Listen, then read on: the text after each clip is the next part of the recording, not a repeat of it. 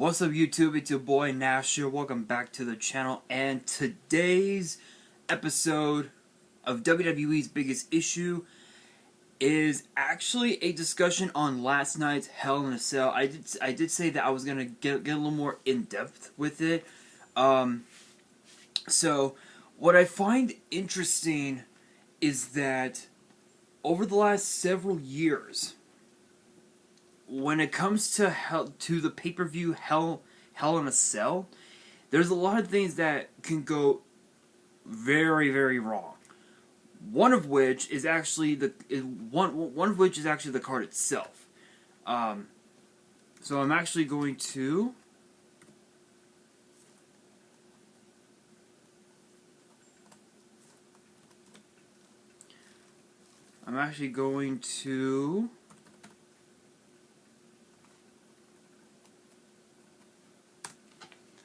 look it up. So when you look at the pay-per-view, when you look at the pay-per-view known as Hell in a Cell, you think about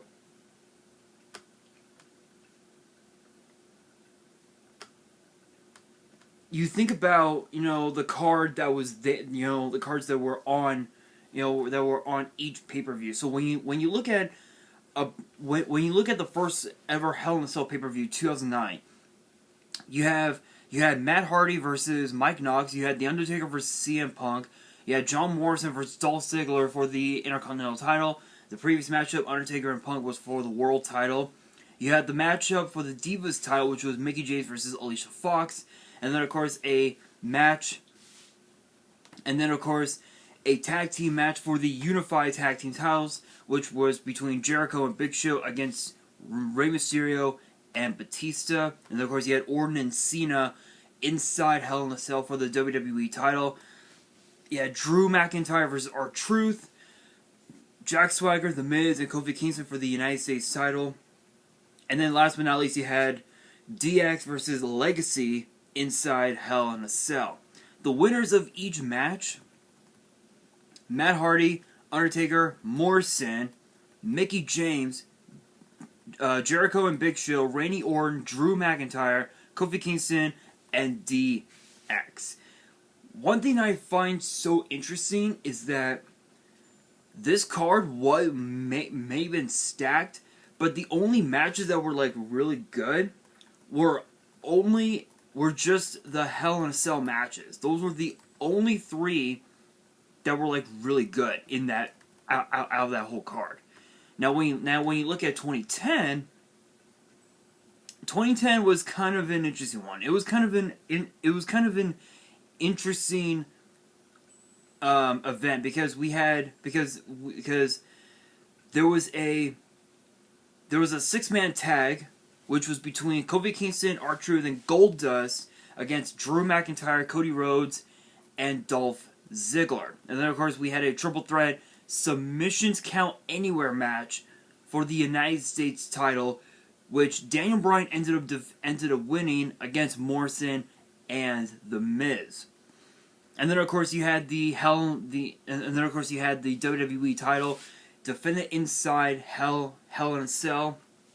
Randy Orton ended up picking up the victory over Sheamus. Then a couple of singles matches. Edge and Jack Swagger. Edge picked up the victory. Wade Barrett picked up the victory over John Cena, with the stipulation that if Cena lost, he had to join the Nexus, and that actually happened.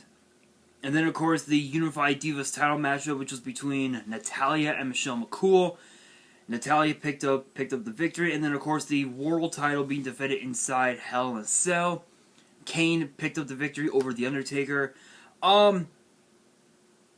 It's funny because the only match that was good from this card was actually the World Heavyweight title, honestly, in my opinion. And I've seen a lot of these pay-per-views, just as a spoiler.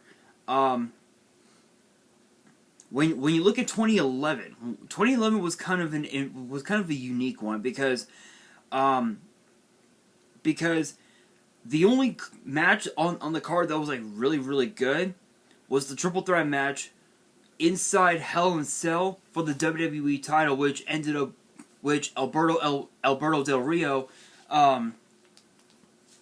actually picked up that victory over CM Punk and John Cena. But after the night went off the air, Miz and R-Truth ended up getting arrested for attacking everybody inside that cell. You also had Beth Phoenix versus Kelly Kelly for the Divas title, Cody Rhodes versus Morrison for the Intercontinental title, Mark Henry versus Randy Orton for the World title inside Hell in a Cell, a match for the tag titles, which was between Kofi Kingston and Evan Bourne. I believe their team name was Air Boom, if I remember correctly, against Dolph Ziggler and Jack Swagger. And then, of course, you had Sin Cara versus Sin Cara. Yeah, that was a sleeper. That was a sleeper. And then, of course, you had Sheamus versus Captain Charisma Christian, and of course, JTG versus Daniel Bryan. 2012 had a very insignificant matchup.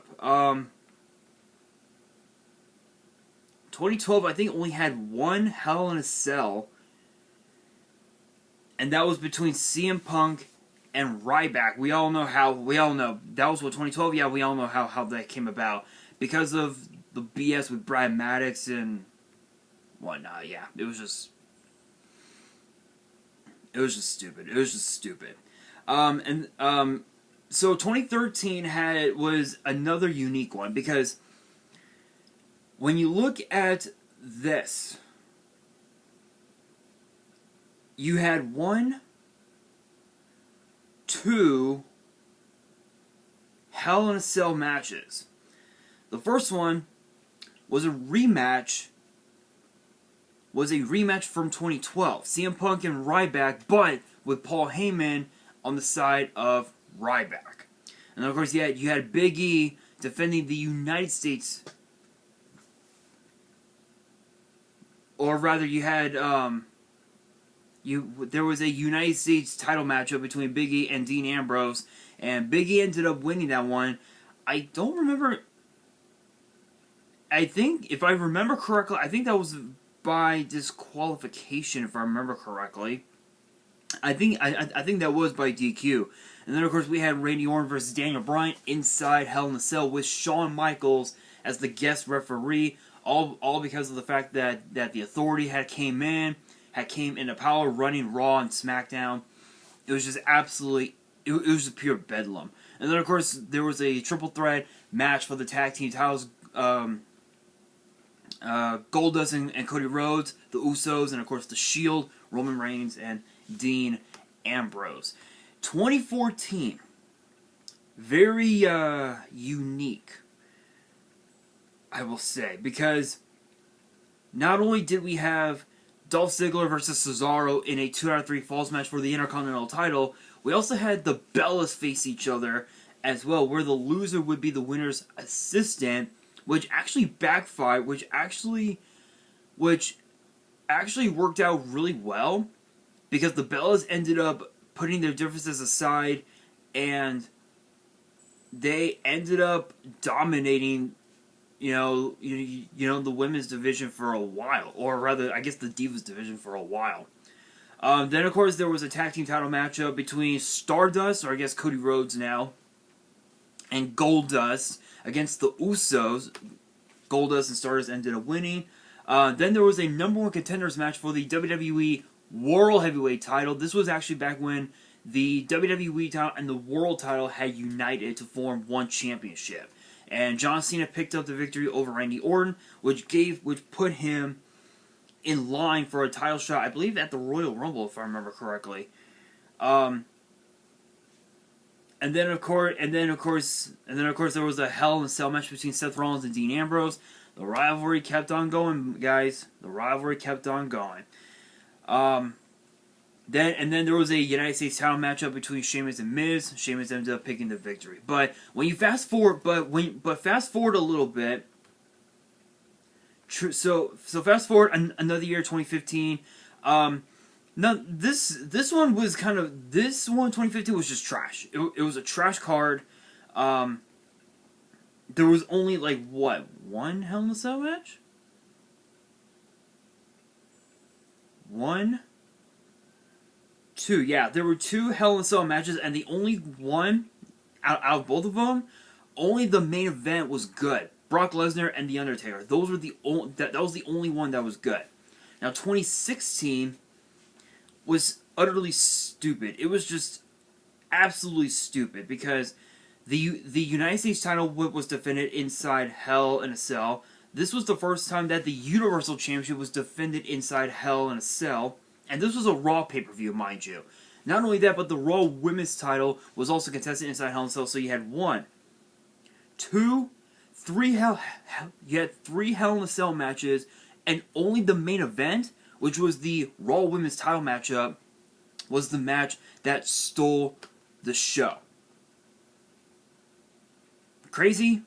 Absolutely. Absolutely insane. 2017, I believe this was a SmackDown pay-per-view, and this was the first time that the SmackDown, that Tag Team Gold was defended inside Hell in a Cell, and the Usos picked a victory over the New Day's Xavier Woods and Big E. And I think, yeah, that and the Falls Count Anywhere match between Kevin Owens and Shane McMahon, the Falls Count Anywhere Hell in a Cell, were the only 2 cell matches on that card. And I think the tag title one was the only one that was like really, really good. It was like really good. 2018, I believe, was the unity of both Raw and SmackDown, because they decided to, instead of like doing a Raw pay-per-view one week and then a SmackDown pay-per-view the next week, they decided to do one pay-per-view per month like they did back in the day. 2018, obviously we had the SmackDown tag titles, Big E and Kofi Kingston of the New Day against Rusev and Aiden English, of course. Randy Orton versus Jeff Hardy inside Hell in a Cell. And then of course a Hell in a Cell match for the Universal title with Mick Foley as the guest referee. That ended so poorly. I mean, real, this pay-per-view 2018 was one of the worst ones ever. Even 2019 was pretty bad. 2019 was pretty bad because even though Sasha Banks and Becky Lynch were inside Hell in a Cell, the Universal Championship was where it all went downhill because truth be told, because of the Fiend and his mind game, Seth Rollins went so far as to hit the Fiend with a sledgehammer, Triple H's go-to, and it just ended poorly. It just ended. This was one of the worst pay-per-views I had ever saw. Ever. But if you look at last year's card, I've got to admit, last year's card was kind of interesting. Last year's card was kind of interesting because we had 1, 2, 3 Hell in a Cell matches: Roman Reigns and Jey Uso, Bayley and Sasha Banks, and of course Randy Orton and Drew McIntyre. Out of all 3 of them, only the SmackDown Women's title matchup was good. But now, if you look at last night's card, if you look at last night's card, you had Rhea Ripley versus Charlotte Flair for the Raw Women's title. You had Bobby Lashley versus Drew McIntyre for the WWE title inside Hell in a Cell. Bianca Belair versus Bayley inside Hell in a Cell for the SmackDown Women's title. You had Shayna Baszler versus Alexa Bliss in what was the most absurd match I had ever saw. Sami Zayn versus Kevin Owens, Cesaro versus Seth Rollins, and of course on the kickoff show, you had Natalya versus Mandy Rose. To be honest, out of all 7 of these matches, only, in my personal opinion, only the title matches were actually that good because here's the thing. If you look at the kickoff show, matchup between Natalya and Mandy Rose was a sleeper match, because when it comes to pay-per-view when it comes to matches on a pay-per-view, there's always going to be that one match that's going to be a sleeper, and nobody's going to... Ooh, excuse me. And people are going to just look at that match and be like, whatever. And they'll just be on their phones until the match is over. This was actually one of them. In my honest opinion. I would give this matchup 2 stars, because even though the match was good, it did not showcase the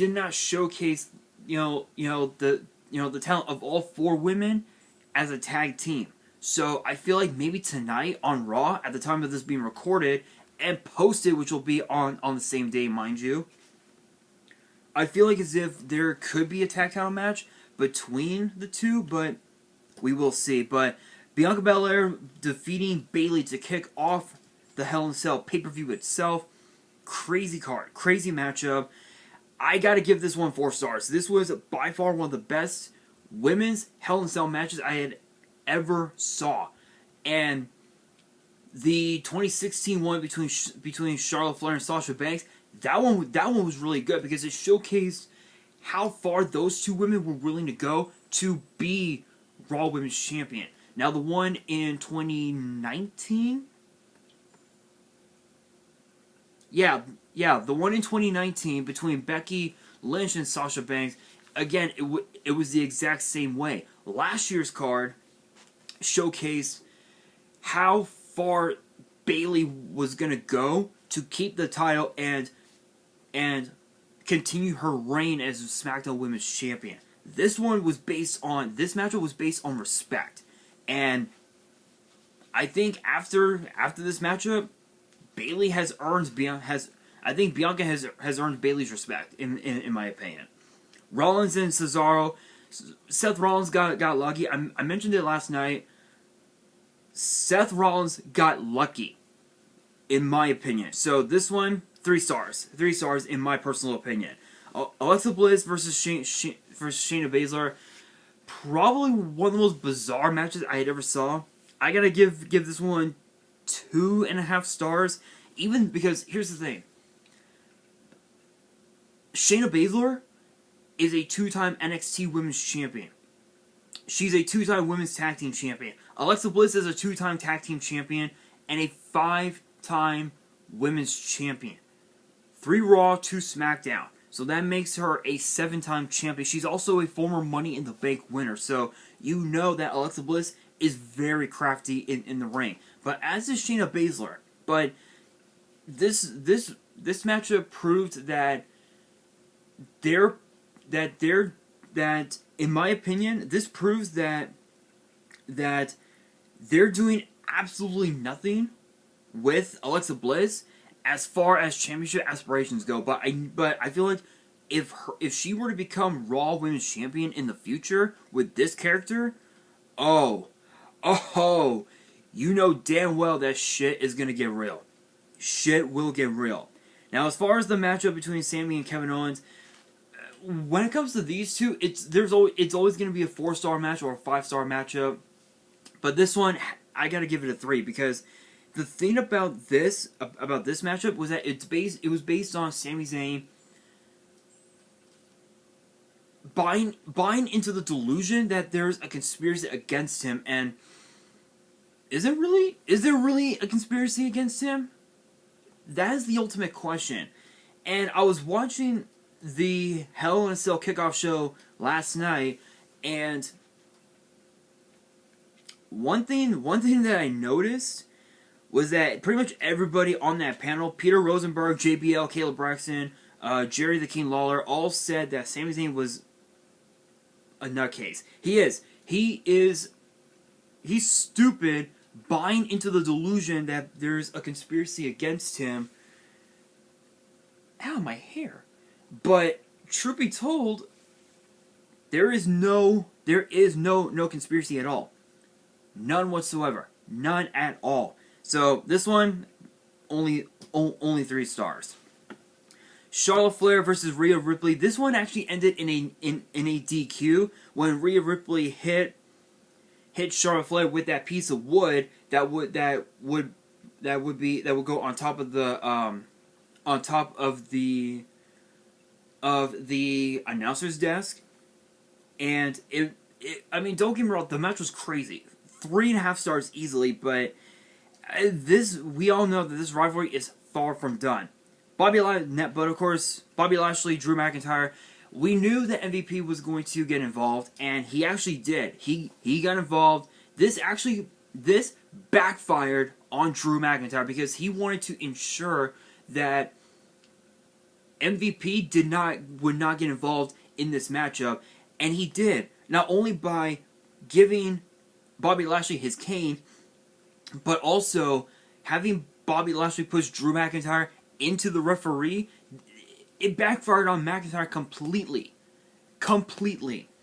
But I will admit this was pretty good because this matchup did have its moments. So I gotta give this one 4 stars. But overall, this was by far one of the best, my opinion, one of the best Hell in a Cell pay-per-views ever. This card so much better than last year's, because last year's card you had R-Truth versus Drew Gulak, Roman Reigns versus Jey Uso, Elias versus Jeff Hardy, which ended in a DQ, mind you, Otis versus The Miz, Sasha Banks versus Bayley, Bobby Lashley versus Slapjack of the former Retribution, Randy Orton versus Drew McIntyre. That was by far one of the best. This was by far one of the best cards we had ever had. Overall, 4 stars. This was a 4-star pay-per-view in my opinion. Honestly, I don't think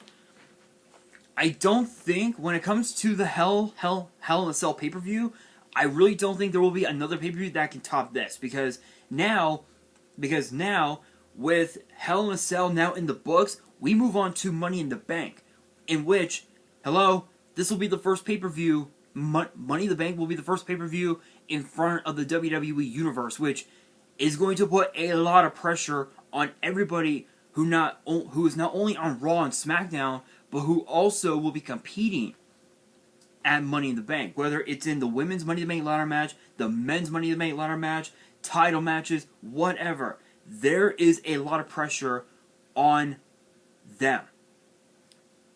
Now, the big question remains, what does the future hold for both Raw and SmackDown moving forward now that Drew McIntyre can no longer challenge for the WWE title, and now that Bayley is now, in my opinion, out of the SmackDown Women's title picture as well? That is the ultimate question. That is actually the question that I'm sure a lot of people have been asking. So, guys, that is going to do it for this episode of WWE's Biggest Issue. Again, this was an incredible card. One of the best cards ever.